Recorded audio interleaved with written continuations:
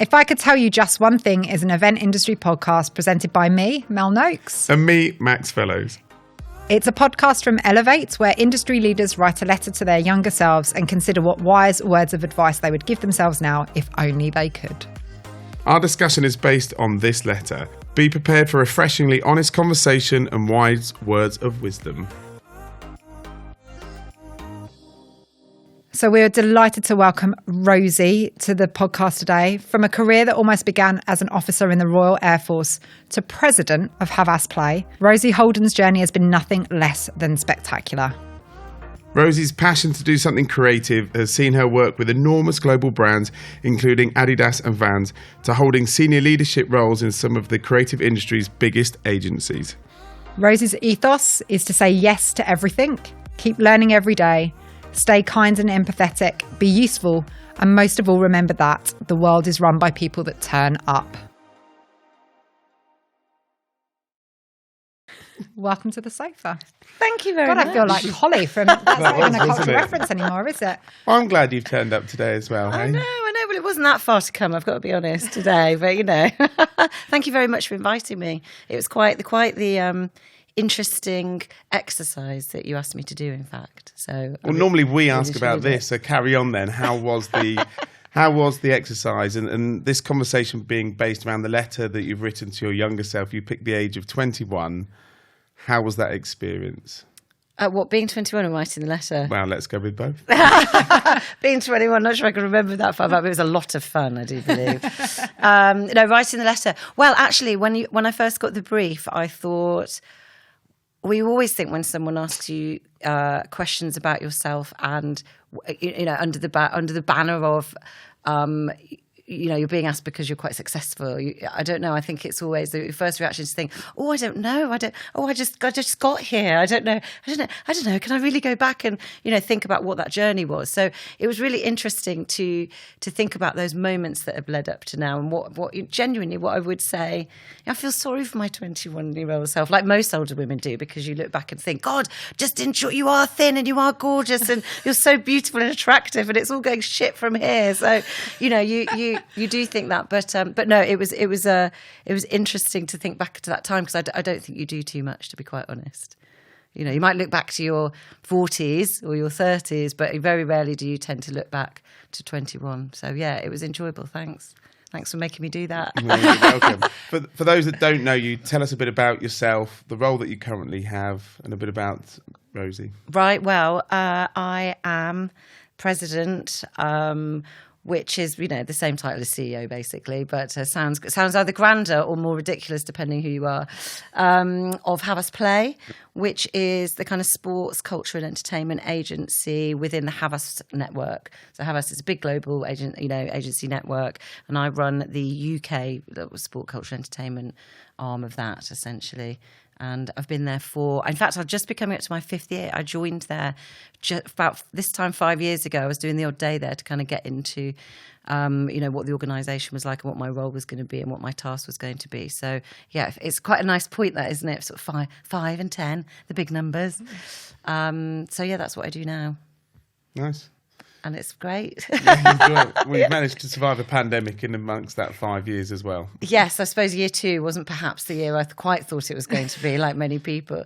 The first year was I was brought in to actually run an agency called Cake, which has a very kind of big place in the industry, in the creative industry, I'd say. Peers have cut their teeth at Cake. Oh my God! So this year Cake transformed into Havas Play, along with a department that had a different set of core services. We put something out on LinkedIn, which was obviously, you know, Rosie Holden, CEO of Cake, now promoted to president of Havas Play, and, you know, wasn't Cake brilliant? The outpouring of grief was like quite something for Cake, because it did have. In fact, I joined when it was 21, so I think me and Mark Whelan, who was one of the guys that founded it as well, who's still at Havas, me and Wills sort of made it. Being PR people originally were like 25 years, perfect. We did 25 years, and we put this thing about, you know, 25 years of Cake, and I mean, it was extraordinary. The hundreds of people that put comments on LinkedIn that, asked me if we were doing a party and all that type of thing. But people who've gone on to, amazing careers. I mean, it really wasn't,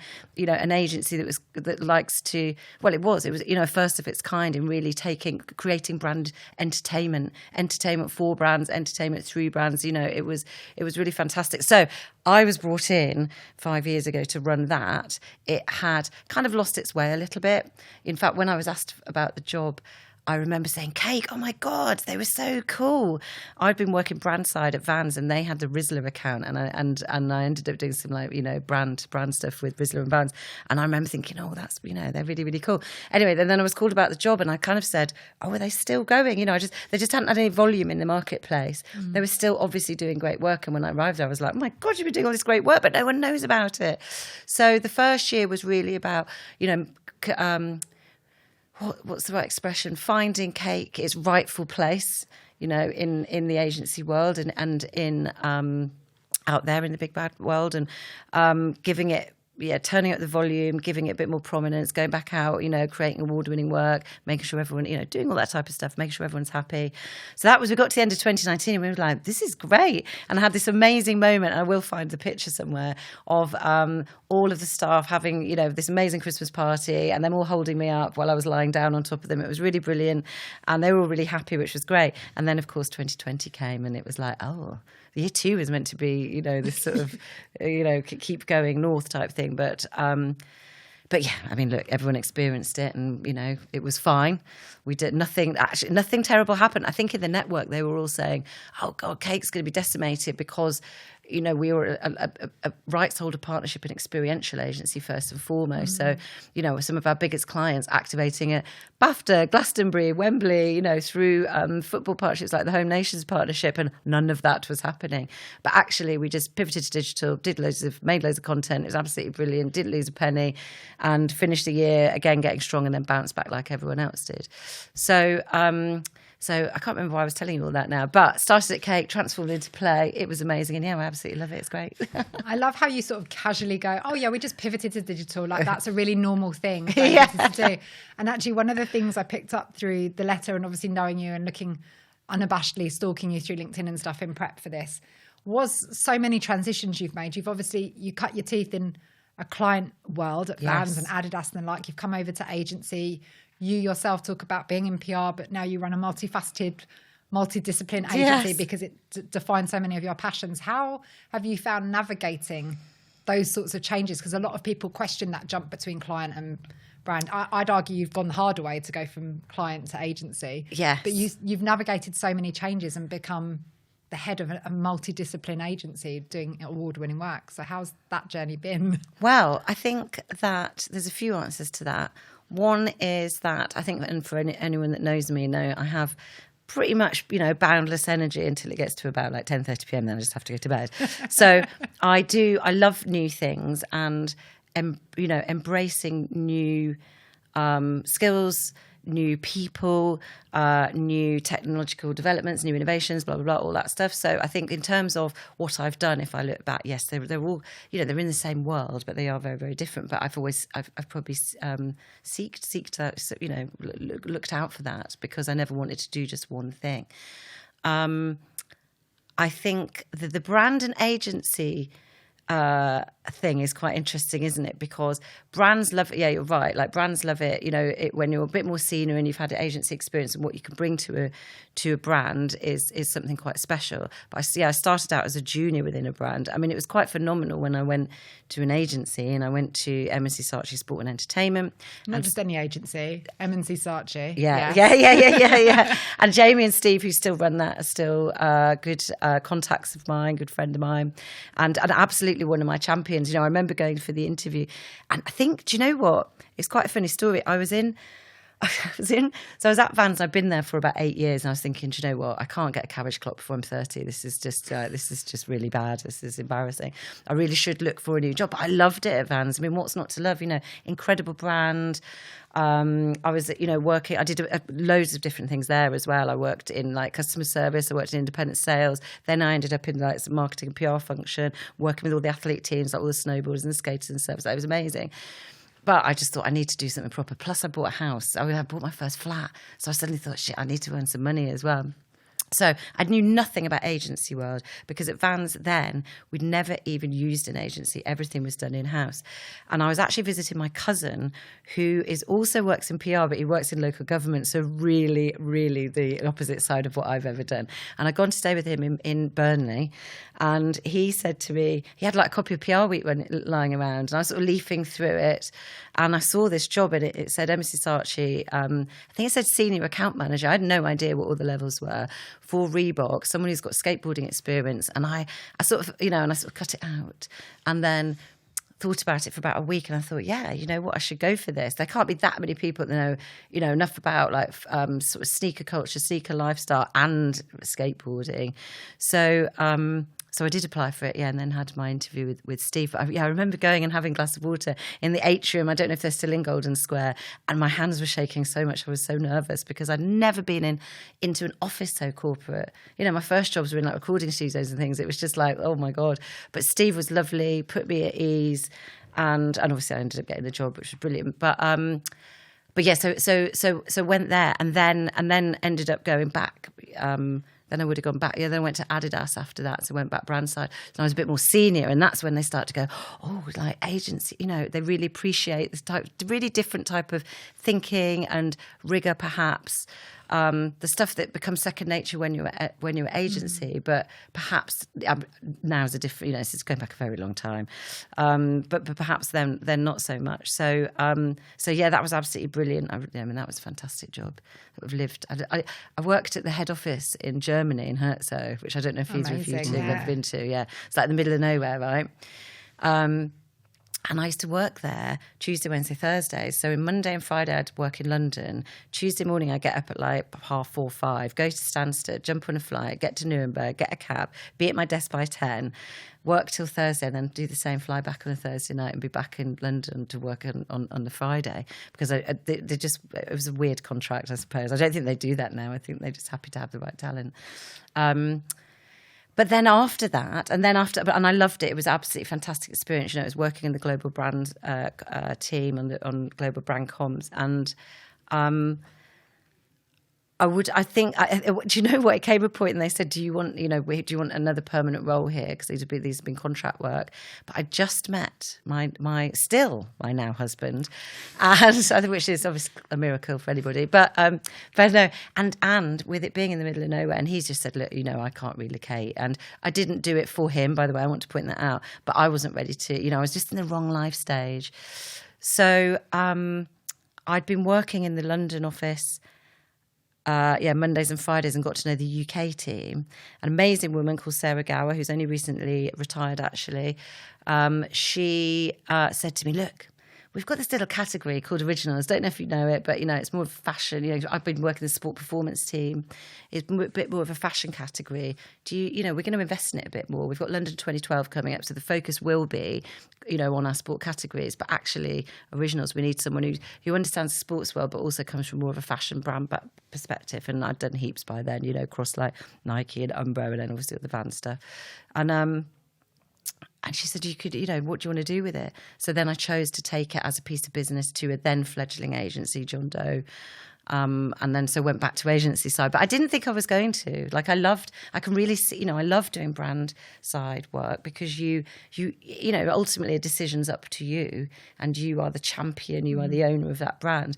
At agency, which Steve Martin used to love for me from M&C, because I used to drive me to distraction. It took me about a year to relax into it. You can only counsel and advise and recommend. And if your client turns around and says, all right, I think that's great, but actually, can you do this thing that I know you consider a terrible idea, but could you just do it? You have to do it. Sure, that'd be great. Yeah. I can't think of anything more I'd like to do. Yeah, exactly. It took me a while to have that response and attitude, I've got to say. But I did get there. I did get there in the end, and now I see it differently. So yeah, I mean, there's so much. Both sides are so fascinating. And hopefully I brought something fresh and new to each of those roles that perhaps they might not have had before. I love it. I've been working with a brilliant woman recently who's also worked brand and agency side, and she can really bring something different to many of my staff that have just worked through and all brilliant agencies. It's not a criticism at all, but I think if you can expose yourself to an in-house role and an agency role. Both, whatever you do next is going to benefit, basically. I think it's that diversity, isn't it? Because we see a lot of people, especially the more junior elevators that come through and people that are looking to sort of start their career, that think it has to be quite linear. Yeah. So being understanding that there can be that fluidity and flexibility and there's value in that diversity of experience is key. 100%. But I know You've got it as well, haven't you? Yeah, I did the same thing. But I went from agency side to client side. And whilst for the right role, I might have gone back to agency side because I think there's so much value in agency. I definitely think it's a much harder transition to go from client to brands, which is why I was curious. But I know Max wants to ask you about the Huddersfield years and the RAF. Well, I was going to say... So boring with my career history there, Max. Well, I think last time we met, we had a speaking stick, didn't we? The two of us, because we are short of chat. I was going to say, which did you prefer? Or which side, that brand or agency side? Which appeals to you more, perhaps? That is an impossible question to answer. No, it's not. It is. Because both have real... I love that they're very, very different in many ways. And the last in-house role I had was at Adidas, and I loved it. I loved that brand. I loved being part of a global team. I loved being able to really affect creative decisions and creative output alongside, the brand itself and so on and so forth. But I love the cut and thrust of agency. I love being, by then I'd been in a lot of footwear brands. I'd done like Vans, then Reebok, then Nike, and then Adi. And what I loved then about agency is your exposure to multiple categories and their different business challenges. And for me, the work and the creative output has always been of the utmost importance. But interestingly, if you'd said to me 10 years ago, would, my client set now, Jaguar Land Rover, say, OEE, I love the work that we do on that. But if you'd said to me, you're going to be doing like cars and network stuff 10 years ago, I'd have been like, are you kidding me? I only work for like really cool streetwear brands.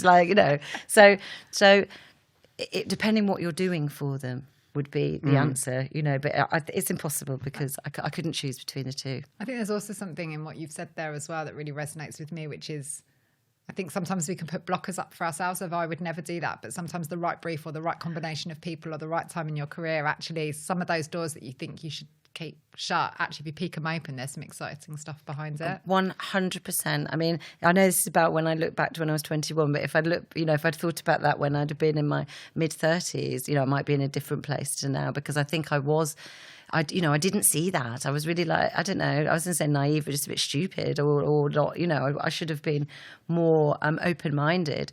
And there were probably jobs I was approached about that I thought, I'm not going to do that. That's so deeply uncool. And, and really now I'd be like, this was amazing. Why do you know? The challenges here and the freedom you've got, or the budget scale, for example, you'd have really, really loved doing that. So, yes, yeah. So with the letter then, we asked you to write that letter to your younger self, and you started at that age of 21 and very much this RAF piece, and we'll get onto that into a moment. I can imagine you as a fighter pilot, by the way. I think you'd have been I applied to be a navigator, actually. Not a pilot, but I did want to be aircrew, so there you go. Yeah, thank you. Good. Great minds, great minds. I was going to say, even at that point, did you have any aspirations to be in the kind of role you're in now? Or was there any kind of...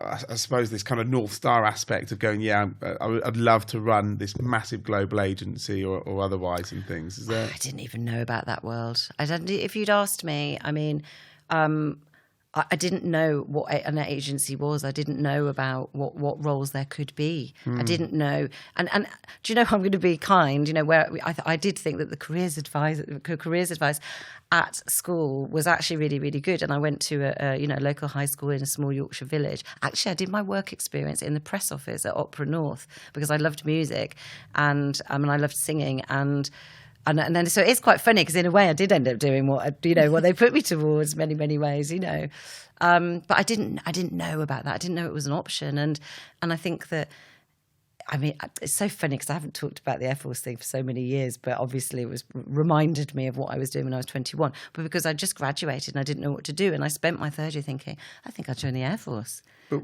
you graduated with politics? Politics, yes. a politics degree, which I come across quite a lot with my staff. And what a lot of my agencies, a lot of people, so politics and economics, or politics and philosophy. I don't know how they pop down the road to Downing Street. That would be great. Yeah, I might need you, Rosie. Well, I can certainly, if anyone's listening, I can give them my number. I can definitely sort that one out. But I suppose I was going to say to you, rather than running an agency, did I want to be in charge? Yes, probably. I know I made the point about when it was officer selection, and I think it was very clear within a very short space of time that neither I was right for I wasn't what they were looking for, and they weren't what I was looking for. And the first thing was this sort of realization of just being told what to do all the time, and that was never going to suit me. But and I'd always had creative pastimes and came from a very sort of creative bohemian background. So, but I didn't know about the creative industries. I didn't know that was a path you could choose. And when I did my A-levels, when I went to uni, I didn't really think about that at all. And you didn't have to then, really.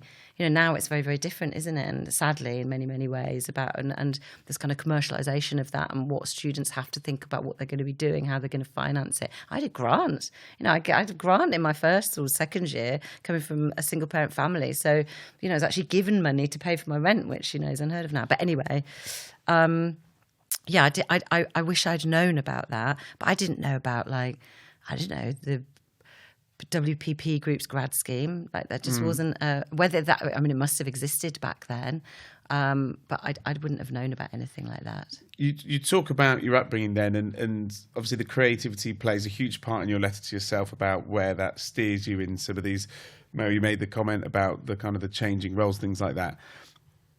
Talk to me about a bohemian then upbringing, and you as what did that look like? Little Rosie in Huddersfield. Yeah, and all of this creativity then that you had as a child, teen, and who were you like then? Well, I moved to. Me and my mum relocated to Yorkshire when I was about 9, I think, and she worked actually at. She was a lecturer. And she worked at a college called Bretton Hall, which was like the arts college part of Leeds University. In fact, I remember her taking me to, the third year's closing show when I was probably about 10. And Mark Thomas, the comedian, was the sort of star of the show. There's quite a few people I've met since then that went to Bretton Hall. It's the Yorkshire Sculpture Park now. Very, very beautiful. Highly recommend it. But it was part of Leeds University. So we went there, and my mum was in the kind of English literature and cultural studies department, actually. So, and she'd had me relatively young, so I was a very young mum, and, we were around that sort of environment where there were lots of creative people who were interested in lots of creative things. So that was, that was just a normality for me, I think. And then that would have been, you're going to show my age now, but, as it was coming up, when I was doing my GCSEs, as it was coming up to like the 1990, not it teased, the 1990. Well, 1989, 1990 became a very interesting place to be in that area of the north. You had Manchester kicking off, you had the Hacienda opening. I think I found my Stone Roses ticket the other week, which was amazing. When I went to Spike Island, I threw myself with enthusiasm and gusto into going to see every Mancunian band that I possibly could either in Manchester or in Leeds. And I remember one of my best friends, Lucy, passed her driving test when we were 17, and that was it. It was just freedom. So we were going off to clubs and gigs all the time. So that was another part of creativity, and I think that being a part of something, a cultural moment as exciting as that, is always going to have an impact on you in some respect. And, it was moving into the 90s. It was coming out of the Thatcherism of the late 80s. The area that I grew up in when we'd first moved to Yorkshire was just outside Barnsley. My next door neighbours were part of the miners' strike. There was deep poverty. But, you had this, there was a different feeling in the 90s, and particularly in the north. It wasn't as depressing as it used to be, So I think there was all of that. When I look back at my school, there's an incredible amount of people in the creative arts. My best friend became a Hollywood actress. She's very well known. One of my ex-boyfriends. You can't drop that and not say hello. I can. But and then my ex-boyfriend was in a band. In fact, a girl that I did my GCSE drama with won a music prize. She's a very well-known folk singer. So there's a real, I think, it's a lot to do with the area, but definitely the spirit of its time as well. Maybe, I don't know. That's interesting, given the then the success that's come out of it, and equally then you taking almost steering away from that to go politics, RAF, and was that just you trying to find your way there, or was it a case of actually I'm going to get some, I don't know what, firmer grounding in a kind of education side of things and then go and have a punt at? I think I was being a bit. What was that program called? With Adina and Patsy. I think Fab. I mean, my mum used to always laugh about it. I think I was being a bit sappy. I think I was like, right, I'm going to go and do something. I did have a side that was very intellectual and enjoyed intellectual debate and learning and so on and so forth. So I think there was always a bit of and as we'd say, created a bit of a tension between the two. I always wanted to go out and have fun and all that type of stuff, but equally, I was really interested in academia, and so I think I was a bit torn. So I don't know. God knows what my thought process was back then. I think that the path was you do your A-levels and go to uni. It was less important unless you were going to do a vacation like law or whatever. I think you just went and did something, and then you moved to London. It was just what you did. There was less real thought process around it. But I can't tell you why. I didn't just go and run away to Manchester and join a band. Yeah, exactly. What was the tribute band which we were curious about? Max was going to try and get you to sing the intro. Yeah, that was a long time ago. Well, let's talk about your industriousness, because getting into the industry, you mentioned in the letter as well, like going through The Guardian and cutting out sort of potential jobs and this real sort of industriousness and willingness to kind of put yourself into different places. And you talk about working in music studios and what have you, but your first real entry and foray into this space was not the sort of big, high, powerful job that you expected to be. You were the PA and office manager, right? Yes, I was. Well, the first ever job, actually. So when I'd finished uni and decided that obviously clearly the RF was not going to be the place where I spent my life career, I used to get the Media Guardian on a Monday, obviously pre-internet. I mean, that's where jobs were published. Mm-hmm. I don't know what we did from Tuesday to Sunday, but not much, probably, I imagine. You just wait for it to come out. And then I'd sort of open it and literally go through anything that I thought I could apply for. And then, you get your CV and put it in the post. So actually, the first job I ever had, which was not long either, was in a recording studio, and it was like one of those residential recording studios where bands go to make albums and things like that. And I thought it was going to be really, really cool, but it just turned out all my mates had like moved to central London, and this was miles out in Surrey and all that type of thing. So I moved. So I thought, right, okay, this isn't working. Handed my notice after 6 months. Moved in with my then boyfriend in sort of Wimbledon-ish area, and found myself a new job in the area, and went to Office Angels in Wimbledon and looked for a job. And she said, well, we've got this job. It's at this brand called Vans. And I was like, yes, I know Vans, don't obviously. But it was PA to the director then, and it was a distributorship. So he actually distributed Vans, Eastpak, and there was another outdoor brand, and he was one of the main investors in Hypercolour T-shirts. I don't know if anyone's old enough to remember that, but they were like, me. We have white T-shirts that change colour when you sweated. And this is somehow... I think it was designed to be handprints, but the unfortunate reality was, if you were slightly warm. Yeah. It was unforgiving. Something would come out. So, it was...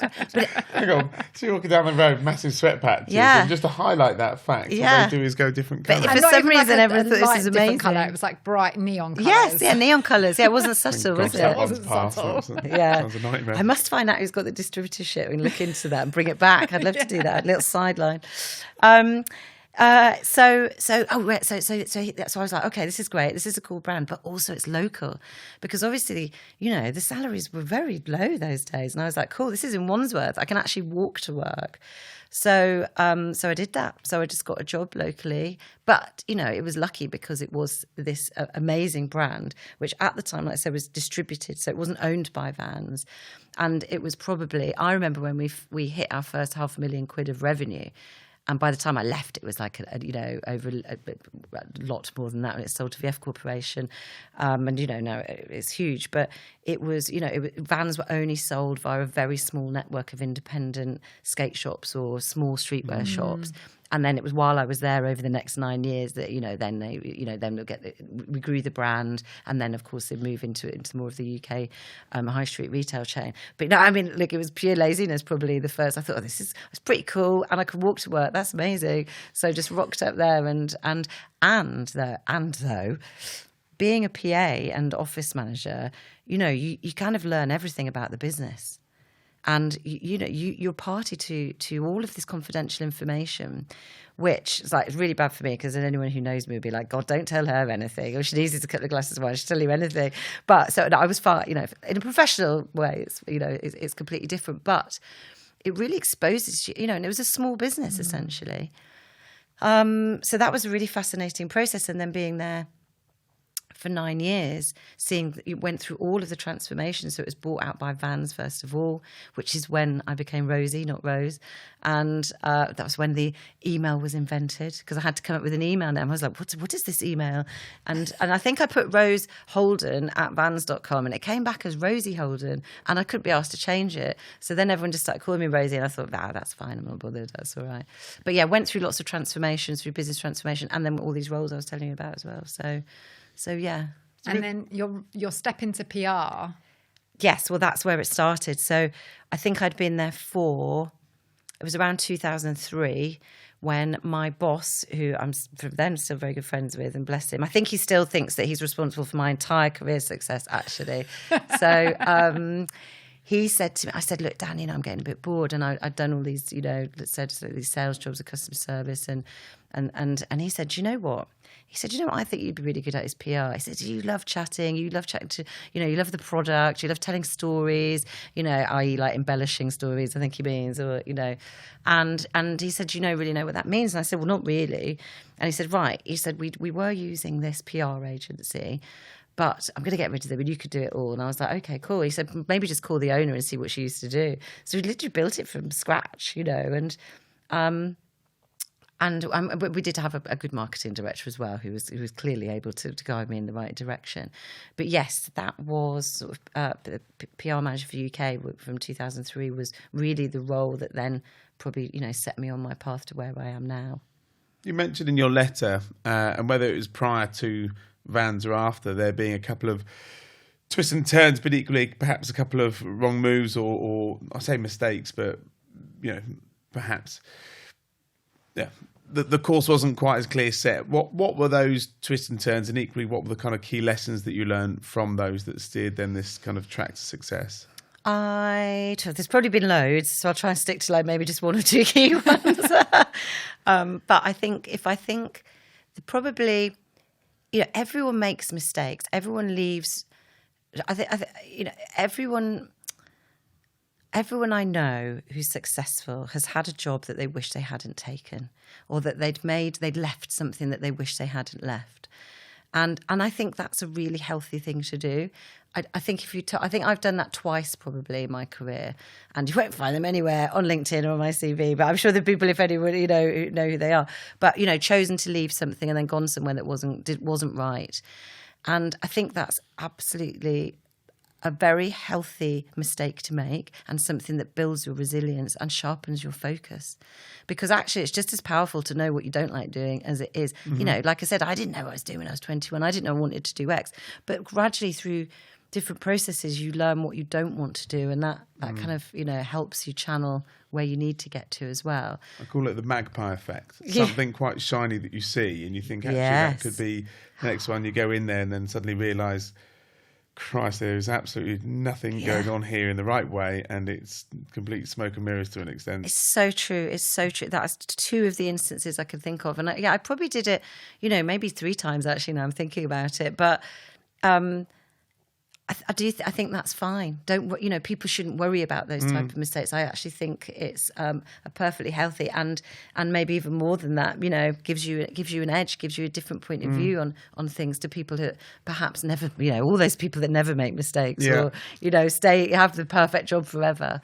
So I think it is that. But it helps you really think about yourself and what you do want. B, a bit of. I don't know, a bit of hubris maybe, perhaps a chance to step back and think, why was I attracted by that beautiful shiny object over there, and was that really close to my values? Does now I'm here, is that sitting well with me? So, a little bit of self-examination. And then I think you're able to sit back and go, right, but do you know what? I've still got loads to give. What do I want? I'm going to go out there and find the next thing. So I think... I've got a 10-year-old daughter, and the most important thing for her at the moment is building resilience. If something doesn't go your way, you've got to keep going, put your hand back up and just do another thing. And I think, adults should think like that as well, really. I think we're conditioned to think that you don't make those mistakes as you get older, but you do, and that's all right. Just keep building on it, Yeah. A lot of what we hear in the incredible guests that we have on here, it's about how you kind of fell forward, and equally seeing it's not as failure as a learning and things like that. And I think we've seen that there's so much pressure and pretense on making a mistake as being this life-ending type matter, where in actual fact it's a learning, and the point you made about those perhaps wrong moves but actually teaching you more. And definitely when I've been magpied, he's gone in there, and generally how I talk about this, the magpie effect. Should we make it a thing? Should we make we it like, we'll get it into the vernacular? Yeah. You've been magpied. You've been magpied. Like, oh, not again. It's been magpied. Yeah. But in that, like the ick. No one will be talking about the ick anymore. They'll be talking about when you got magpied. Just note then this moment, and that's me. Yeah. We all want a piece of this, by the way. I don't have a TikTok account. Not yet. Not yet. There is that premise that actually you learn almost more from how not to do things completely than it is being told how to do things in the right way, perhaps. And I think that learning is worth almost kind of 10 times to some 100%. Extent. It doesn't feel like it, does it, at the time? And it's easy. Perhaps it's easier for me to sit here as an older than I was, obviously, like everyone, but an older person as well, by the way, and think, oh, that's okay. It doesn't feel it at the time, but you've just got to build that inner steel, as I tell a lot of my staff, and build that resilience, because you will learn more from it. And it's a bit like, I don't know, now, you talk about at work and you say, God, you finish a campaign, it might be the worst thing you've ever done. Like the client was really difficult.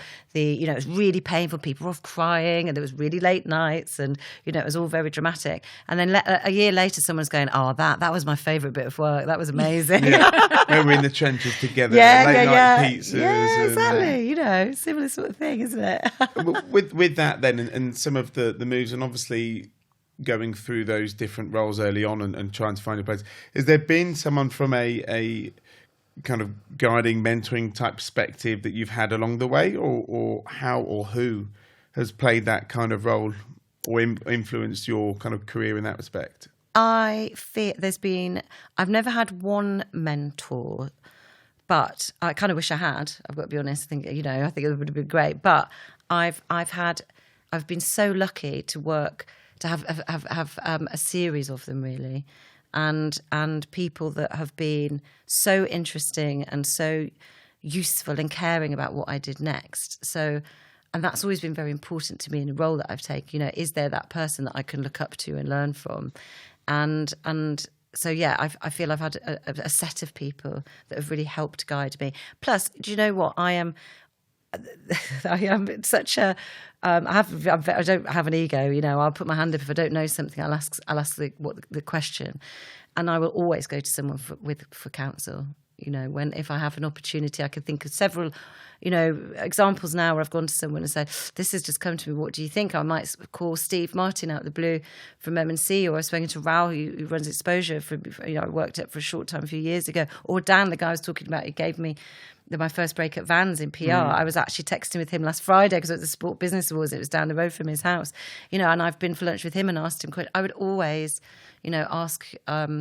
ask for advice and seek counsel and guidance, and that's probably been a huge help, obviously. Is that self-awareness then that you have then reached out rather than waiting for that help or that guidance? 100%. We talk about that a lot actually within Elevate, this sense of the more senior you get, the more answers you have, and you know it all, and actually you need to keep learning and growing and making sure you have that group of people around you that you can go to for advice or counsel or pick their brains on it. It becomes almost more important as you get more senior to have that kind of input, I'd say. 100%. I think that's really true. And I think I'm really lucky enough that I'm surrounded by these brilliant people that I work with at Play. They're my colleagues. I could say they work for me, but that I will, they're the experts, and I will always ask their expert opinion.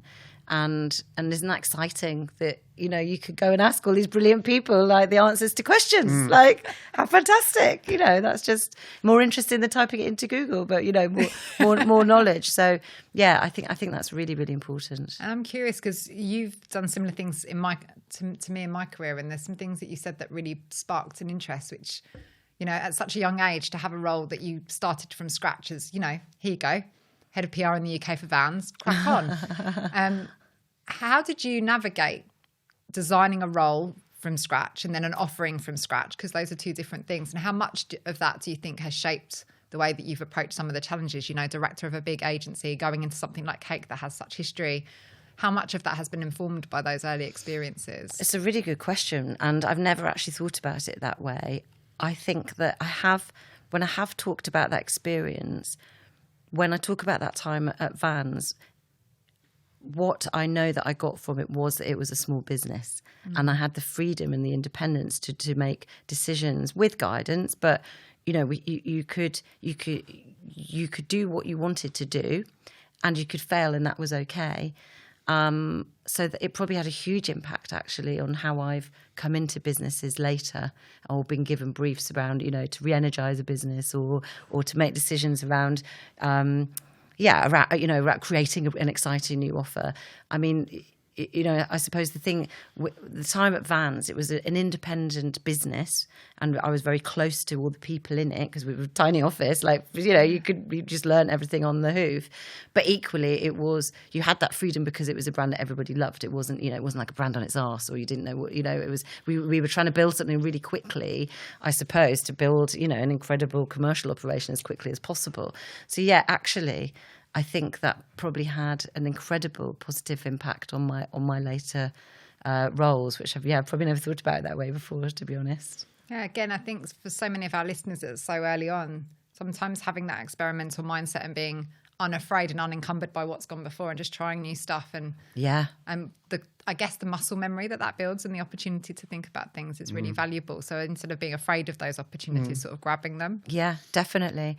I mean, when I went to John Doe, when I took that piece of Adidas business there, absolutely incredible CEO there, Rachel Bell, incredible woman. There are lots of graduates from the Rachel Bell School of, just her school really, out in the industry and in the marketplace have all done brilliantly as well. But it's a similar mindset. You know, she's run independent businesses. It was very much like, I will teach you how to run a business, and I'll teach you how to turn what you call your intuition into good business acumen. You know, I think it is the two. I do still strongly believe that, you know, some people can have a good commercial sense about it, but you know, you can actually build on that as well. And so, interestingly, you know, I mean, I only left there 7 years ago, maybe now, but taking that sort of spirit still and that sort of thinking into a big agency network was super valuable as well. I find it fascinating that, you know, CEO, president of a large agency group is to someone in their earlier years or their career to kind of go, right, that's what I'm after, and try and kind of plot this pathway to getting there. Is there any kind of advice that you would give, or, you know, the key moments we thought, actually, this is one of those moments that's really meant that kind of stepping stone towards that goal? I think in terms of advice, I mean, I'd be amazed. I'd love to meet someone who says, "Yeah, I want to be a CEO of a creative agency." Well, it's like, how does it? I'm trying to kind of because I'd love paint to have the that picture clarity. Of how it happens. Yeah. Whether you have had that clarity, or it quite literally is playing the cards in front of you, and actually, then it's only because of that the next kind of hand is played a slightly different, or it's provided a different opportunity. Wow, that's an interesting mix, isn't it? I think that if you want to be so if your ambition is to be CEO of a creative agency, then you need to have a blend of two things. One is passion for the highest quality creative output, and want to do your very best, and with that comes surrounding yourself with brilliant talent, having a workplace that means that, you know, brilliant talent want to be there and work with you and share your vision and goal and all that type of thing. And the other is running a business. You know, I get asked to help out with other businesses now in different industries and categories, and what's interesting is obviously a lot of that is transferable. You know, I feel lucky that I get to run a business that is, you know, everything I've ever wanted in a business. You know, it's around create. You know, it's creative at its heart, but it's around sport, it's around music, it's around entertainment. It's like all the strands of my life that have been pulled into, you know, one beautiful place. But equally, I could have ended up, CEO running a paint company, and I might not have felt quite as passionate about that, or but you can still. I think it needs to be the blend of the two. Find something you're incredibly passionate about, and then learn how to run a business. And inevitably, and be a good person, but but inevitably that will work for you, and you've just got to work really hard at it. You've always had that though, that element of running your own business. Being your own boss. I think it is, that's a really good point. I bring that up quite a lot, don't I? And I think that, that's quite, I don't know, it's important to me. But then people would say, well, why do you work for a big agency network then? But I'm given that free. One of the reasons I love working at Havas is that I feel I have that freedom, but also the support of a network and the scale and the heft, which is really what I wanted from a big role. But I think that, my personality type, like going back to, I never like being told what to do. I want to be in charge. I want to make my own decisions because I think I'm right. I said that to my head of strategy recently. I was like, the thing is, I just think I'm right about everything. That's like, it's a good position to start with, right? And obviously, quite often the case, I'm not. But I think I feel to have an independent mindset and to feel that a business is yours will always set you on the right path. I once read, who is that woman called? Karen Brady. One of my cousins gave me her biography. And Lord Sugar, old apprentice. Yes. And I read or Baroness Brady with beautiful hair. Absolutely. Every time I see her, I think, I bet she has a blow dry every morning, which is like something I aspire to. Yeah. I'm sure she does. It's a nice comment that actually her husband will go out and fill up her car every evening that she has a late night in order to start her off the day in the right way. That is love. That strong is. Woman, hey, there's a strong man. Yeah. There's a great man. I love that. I absolutely love that. But she wrote, about her. It was it's a really quick read. If anyone wants to read it, you could probably do it in a night. But one of the comments that struck me was that she knew the pint of milk. She knew how much the cost of a pint of milk is at that time for her organisation. So if someone said to, she's running, I think it was at West Ham, wasn't it? Mm-hmm. And it was, it had its challenges. And she went in there and was like, you don't even know how much you spend on milk a week. But she knew that. And so that really stayed with me. It was like, be as forensic as possible. And then the other thing that Rachel taught me was you treat every penny as your own. Yeah. And I do that. And I've had a couple of experiences of where I've helped agencies rebalance their commercial success, should we say, and that is usually down to me thinking, every pound, every penny, there's no such things as pennies anymore, are there? But we'll start with pounds, but that it's yours. You're not spending someone else's money, and it makes you much more responsible around what you're doing, and quite rightly. You use, I was going to call her Brady, like she's a mate, Brady. But in that Karen. Book, she talked about the challenge of, I'm not going to say kind of infiltrating, but essentially kind of earning a place on that board at West Ham, entirely male-dominated, things like that.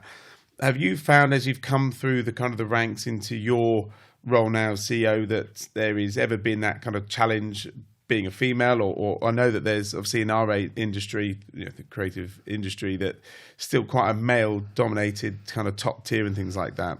Have you ever found that challenge, and equally, how have you overcome that? That is a very big question. That's probably a whole topic in itself. There's two ways I can answer that. One is that I feel I've been lucky enough to be surrounded by supportive teams, which include a lot of, men. I mean, I've mentioned a few of them, this evening, and championed me in my chosen career and my skills and experience. So personally, I don't feel I've been held back in my career choice and where I've got to, the role I do now.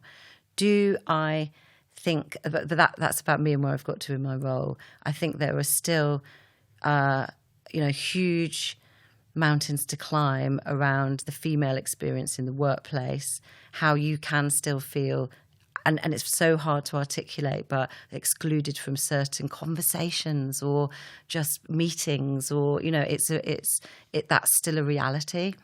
I take that very seriously at Havas. I'm part of the Women of Havas group, and where we want to further equity in the workplace, but also improve the female experience at work. So yeah, look, I feel very lucky that I've always had brilliant forward-thinking, non-sexist, non-misogynist men in my life and my career so I haven't felt held back. But I recognise that is still a reality, and every woman has the responsibility to make that a thing of the past for every other woman, not just your own personal experience.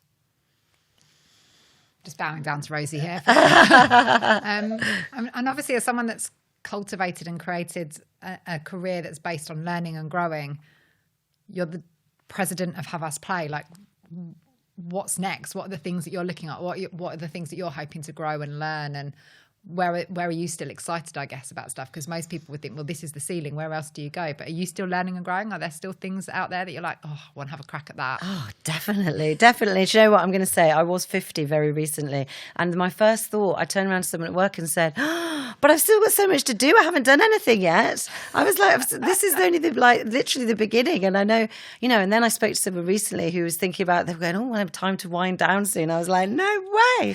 I do. So I still feel very excited. And of course, going back to the people that I'm lucky enough to be surrounded by, every day something's new and every day something's exciting. And of course, in this particular age that we're living in, things are changing at pace, aren't they? Almost like the age of enlightenment that was. And so it's exciting to be a part of that and what that will look like. I love being part of a big organisation. What's exciting about Havas Play is it is a global network. There's 17 Havas Plays across the globe. So I'm working with them. And I think that, that's a very exciting potential future for anyone who throws themselves into, working hard at Havas Play. No, but there's lots of opportunity still. And so I think from a day-to-day basis, I love getting up and going into work and being surrounded by interesting young people who tell me things and that I didn't know, or position things and thinking in a way that I never thought of. So I love that. And then equally, I think, I feel I've only just started. There's way more things to be president of yet. Can I ask a tricky question? Do you consider yourself successful? Do you think you've made it? Not yet. Not yet. Still too much to do. Still so much to do. We've got a couple more questions before we ask the big one around the advice. I just wanted to go back to your letter, and it's tied into, I suppose, the advice thing. But you mentioned something that was kind of fundamental to how you your career progressed things, and you mentioned the term kind of stay useful, and I thought that was a really interesting one. That stuck out to me. I think it was yourself as well. Can you elaborate on that slightly about this premise of staying useful? Yeah, be useful. Be useful, sorry. Well, do you know what? I feel like, and I'm going to say this probably for hopefully the last time in my career, but I've bastardized something that Obama said. Because he said something years ago about what he wants. He's got two girls, and what he wanted what values he wanted his children to grow up with, and particularly bearing in mind, from one president to another, I can kind of, empathise with his terrible dilemma of how do I bring it. But he said, I want them to be kind and be useful. And kindness and respect have been the two values, behaviours that I hope I've always inputted into any business that I've run, any of the agencies that I've run. I think they're incredibly important. And if only everyone could be kind and be respectful, then the world would be a different place. But then equally, there is another thing that's important, and that is be useful, do something useful. When you think about what did I do today, and obviously everyone wants to do something fulfilling, but I don't think every day you can maybe do something fulfilling. I hope you can, but not necessarily. But being useful, being needed by someone else, or making yourself needed by someone else, or doing something for somebody else. I think that for me that all comes under useful, and you'll be a better person for it, and you can think about yourself as a better person for it. Do you know what? My grandparents brought me up when I was very little, and they were devout Catholics. I'm not a practicing Catholic. But they were very much around being useful. And it's actually, I feel, a quite modern interpretation of a very old Christian value. Really, it's not just be useful to yourself, but be useful to the world, be useful to the people around you. So, yeah, is that a deep enough answer for you? I suppose that proactive support and help to others really is exactly what it is. Yeah. So then, the time has flown by. Kind of brings us then to, that was some advice to yourself almost, but What's that one piece of advice that's so good throughout your career that's helped you that you would like to share with others? Is this my piece of advice? This is the big one. The big one about, the world is run by people that turn up. Yeah. And I think that's an incredible sentence with incredible power, and something that a CEO told me years ago. And I think occasionally I've said the world is run by people that get up. So you can change it, you can sort of be interchangeable with those depending on your life phase. Mm-hmm. But, the world is run by people that turn up. You can't have an opinion. You can't change things. You can't affect things. You can't move forward. You can't expect people to take you seriously if you're not there. And that, and you can use that piece of excellent advice and counsel when you think about, in your day-to-day workplace, whether it's, so-and-so just, wasn't at the meeting, don't be there. But turn up, have an opinion. But equally be present. The world is run by people that turn up. I think that also for me thinks about being present in what you do and looking around you. And it's the thing that you need to be useful. But yeah, I think, and then on a flippant level, I think it's like, just you've got to turn up. You've got to be part of it. If you want to affect change, you want to be in it to win it, whatever, then turn up, have a voice and, get it done. Yeah. That's and it, that's really. so relevant to every stage of your career, right? Yeah. And even if you are, there's having a voice and an opinion. Yeah. Rosie, thank you so much. We could have carried on for hours, I think. Thank you. Yeah, really appreciate it. Thank you. Thank you for having me and listening to my rambles. When we talk about refreshingly honest conversations, I don't think you can get more refreshingly honest than that conversation with Rosie.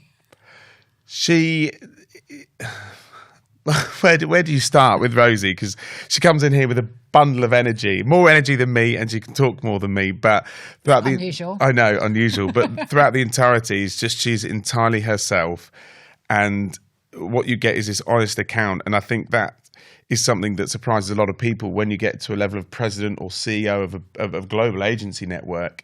There is this layer of kind of front that you have to put on. But Rosie just don't. It's her. And that is exactly what you get. This very authentic, very human individual. And obviously we love her and she was brilliant. But I loved the way that she shared her journey and that path and the humble beginnings, because I think a lot of people assume you have to go into certain agencies or certain roles, or you have to start at these big jobs. And we've seen it ourselves through the Elevate mentoring sort of applications and the things we see, especially at the junior levels, of this expectation people have on themselves. And I love that, Rosie cut out some ads in a newspaper, went down to the local Office Angels, who I remember actually going for jobs with back in the day, and took on a PA and office admin job. And yes, that happened to be at Vans, but so often that is the foot in the doorway that leads to greatness. And she's taken a really interesting path through her career where she's gone for roles, rightly or wrongly. We'll talk about magpieing in a second. But she's gone for those roles that spoke to her or were interesting to her. She wasn't too proud to say, I'm bored here, I want to try something new, or actually I'm really comfortable here, but that job looks really shiny and I'm going to go for that. So she's pushed herself into new places and been brave enough to take decisions that you wouldn't ordinarily. I mean, she talks about Vans, people were there forever. She could have stayed forever, but she was brave and she's made some impressive moves from client to agency and back again. And, it's not a conventional path at all. And those moves, and we talked about the magpie effect of moving for something shiny, but knowing that obviously through the conversation we want to ask and hear about and get really deep in there to know the challenges, the successes and things like that. And some of those that she referred to and mentioned were those moves that perhaps were made for the right intent, but didn't, flourish or turn out to be the right thing. We both, all of us, I think, could agree with the fact that actually there are more learnings sometimes to take from those moves or decisions, and we class it as mistakes or failures, and it comes up time and time again. It's learning from those and taking the best bits from them actually can be more valuable than doing it the right way. I always think my auntie, God bless her soul, used to say to me, rainbows need rain and sunshine to form and distance to be appreciated. And I think sometimes, bless her. Lovely little sentiment. Bless Auntie Tina. But I think that's right, because in the moment of anything, when you're dealing with a situation that hasn't gone in the way that you thought, you think you failed or you've made a mistake or that this will be it because you're in it. And it is that sort of pathway, and sort of Rosie talked about it. Maybe now I can look back and I can say that because I'm a bit older, but it is that distance where you can look back and go, I learned so much from that. And actually, these are the things that I've put in place. I haven't gone for those sorts of roles since, or I've noticed those sorts of people, or those sorts of clients, or those sorts of briefs that I don't go to. Because you do, I think all of us, and I love that Rosie was so candid, like all of us have done things that you look back on and go, oh, I'm not sure I would do that again. But we all appreciate the learnings that have come from them. And I think it's so refreshing to hear that, because I think people will look at somebody in Rosie's position, at this sort of president of Havas, and think, well, that's been a gilded career and she's done everything right and that's all gone well and she's in those places. And to hear people like Rosie that's like, well, no, I've taken some missteps and I've learned from those things, and she embraces those things. And throughout, and we talk obviously from a mentoring perspective, but there are countless, in her words, not one single person, but countless people that have helped. And we were talking earlier about it. It's about the need to kind of nurture these relationships and nurture this network in order to be able to lean or engage with these people when the moment comes where actually their expertise is something I need. And it links to the point that she made around being useful. And I love that sentiment that she had around being needed and showing up. So being useful, and she used a couple of ways to explain it, that if you're in the room, you know, have an opinion, and if you're there, serve the purpose to an extent of being useful. And I loved that sentiment of still learning and growing and never feeling like you've got all the answers. And I love that when we sort of asked Rosie about, you know, what's next, she was like, oh my God, I've only just started. And this, I think there's this impression that life's meant to stop or start at certain ages, or you're meant to hit certain milestones at certain bits. And, you know, president of Havas Play, it doesn't get much bigger, but she feels like it's only just beginning. And I love that she talked about that, but also the need to lean on her team, those mentors and people that have helped and been those real sponsors of her at different points, and that she still leans on them. And I love how casually she talks about some of these people who, some of the industry heavyweights and people that have, you know, not just been part of culture, but shaped culture. And she is definitely one of those people. And then culmination in the piece of advice around showing up, right? About that whole premise of be in the room, attend it, you know, don't be passive in this, be active, show up across all parts. And I think that's a really true sentiment, and obviously something she's lived by that's worked. And it's not just something for senior people. It's like, go along to those meetings, learn, have an opinion, add value, share your opinion, because actually even as the most junior person in the room, you'll have something to add. And I love that sentiment that she shared. I think it's, you know, with so many of our guests, they've had such brilliant bits of advice, and this is almost like a Bible being created in the background of life advice. Yeah, it is. What a chat. And it sticks with it. She also says yes, you know, say yes to things, so all connects. Elevate operates thanks to the generosity of our partners and supporters. To find out more about them, you can check them out via our website, elevateme.co. Together, we're changing lives, careers, and the events industry for the better. This podcast was powered by Wonder, the independent specialist creative business-to-business and business-to-employee events agency. And a huge thanks goes to our producer and fellow team elevator, Pete Kerwood.